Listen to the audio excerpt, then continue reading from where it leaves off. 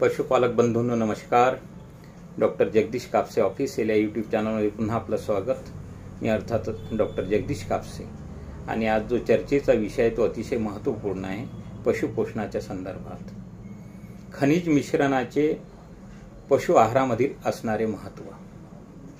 आपण हिरवं वैरण, वाळलेलं वैरण, पशुखाद्य जनावरांना देतो आणि त्या माध्यमातून जनावराला कर्बोदके, स्निग्धांश, प्रथिने यासोबतच विटॅमिन्स म्हणजे जीवनसत्वे आणि मिनरल्स म्हणजे खनिज तत्वे सुद्धा मिळत असतात.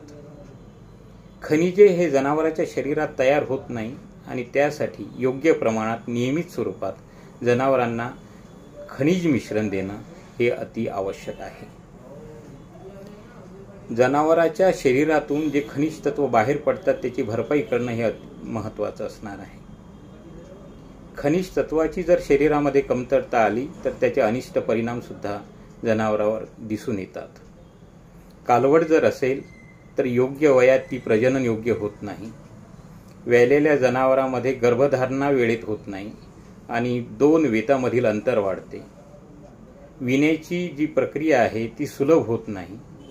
मायांग बाहेर येणे हा प्रकार सुद्धा खनिज तत्वांच्या कमतरतेमुळे होतो. व्याल्यानंतर जनावरांमध्ये हायपोकॅल्शिमिया किंवा दुग्धज्वरासारखा आजार होतो. जनावराची जी त्वचा आहे ती खडबडीत होते, निस्तेज होते. जनावराची रोगप्रतिकार क्षमता सुद्धा कमी होते. या सर्व बाबींचा आणि जनावराला होणारा जो आजार आहे त्यावर होणाऱ्या उपचार त्याचा खर्च विचारात जर घेतला तर निश्चितच आपण नियमित स्वरूपात मिनरल मिक्सचर देणं हे फायदेशीर असणार आहे. बाजारामध्ये वेगवेगळ्या प्रकारात खनिज मिश्रण उपलब्ध असते. एक सर्वसाधारण खनिज मिश्रण अशा प्रकारचं पावडरच्या स्वरूपात. दुसरं जे आहे ते चिलेटेड खनिज मिश्रण ज्यामध्ये कॉपर, झिंक, मॅग्नीज आणि क्रोमियम सारख्या जे खनिज तत्व आहेत त्याचं चिलेशन केले जाते. लिक्विड स्वरूपात सुद्धा कॅल्शियम उपलब्ध असते. तसेच एरिया स्पेसिफिक मिनरल मिक्सचर म्हणजेच क्षेत्रीय विशिष्ट मिनरल मिक्सचर सुद्धा बनवले जाते. आता आपल्यासमोर हा एक यक्ष प्रश्न उभा राहिला असणार की नेमकं आपण लिक्विड स्वरूपात कॅल्शियम द्यावं का पावडर स्वरूपात उपलब्ध असणारे खनिज मिश्रण द्यायला पाहिजे. तर बंधूंनो, लिक्विड स्वरूपात असणारं जे काही कॅल्शियम आहे त्याच्यामध्ये कॅल्शियमचं जे प्रमाण आहे ते अत्यल्प असते, 4 ते 5% आणि 1 लिटर दुधासाठी 3 ग्रॅम कॅल्शियमची आवश्यकता असते. बाजारामध्ये लिक्विड स्वरूपात असणारं जे कॅल्शियम आहे ते कॅनमध्ये किंवा जारमध्ये आपल्याला मिळते आणि आमचे पशुपालक बंधू केवळ ती कॅन आपल्या दुधासाठी म्हणून उपयोगात येईल म्हणून आपण तशा प्रकारचं लिक्विड कॅल्शियम घेतो आणि कुठेही त्या गुणवत्तेचा विचार करत नाही. त्यावर लिहिलेलं असते की each 100 ml contains 3000 milligram calcium. याचाच अर्थ हा होतो की 1 लिटर दुधासाठी 100 मिली कॅल्शियम देण्याची आवश्यकता पडते. यावरून आपण विचार करू शकतो की जास्त दूध उत्पादन क्षमता असणाऱ्या जनावरांना आपण किती कॅल्शियम द्यावं. उलट पक्षी पावडर स्वरूपात जे खनिज मिश्रण उपलब्ध असते ते त्यामध्ये असणारे जे कॅल्शियमचं जे प्रमाण आहे ते 20% असते.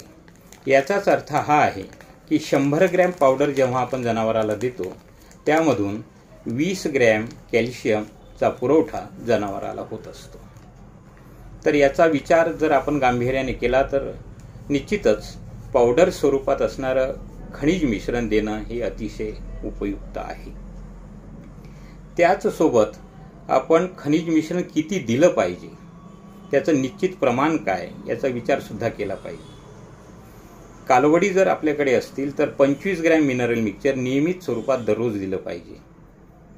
कमी दूध उत्पादन क्षमता असणारी जनावरं आणि गाभण जनावरांमध्ये 50 ग्रॅम मिनरल मिक्सचर हे दररोज द्यायला पाहिजे. जास्त दूध उत्पादन क्षमता असणारे जनावर 10 ते 15 लिटर अशा जनावरांमध्ये आपल्याला 100 ते 150 ग्रॅम मिनरल मिक्सचर देण्याची आवश्यकता असते. हा विषय मिनरल मिक्सचरच्या संदर्भात आहेच, सोबतच जास्त दूध उत्पादन क्षमता असणाऱ्या जनावरांमध्ये आंबून किंवा खुराकसुद्धा आपण जास्त देतो आणि त्यामुळे आम्लता वाढते. ॲसिडिटी ज्याला आपण म्हणतो, ती आम्लता कमी करण्याच्या दृष्टीनं जनावराला 50 ग्रॅम खाण्याचा सोडा बफर म्हणून देणं हे अति आवश्यक आहे. सोबतच 25 ते 30 ग्रॅम मीठसुद्धा त्याचा समावेश आहारामध्ये आपण केला पाहिजे.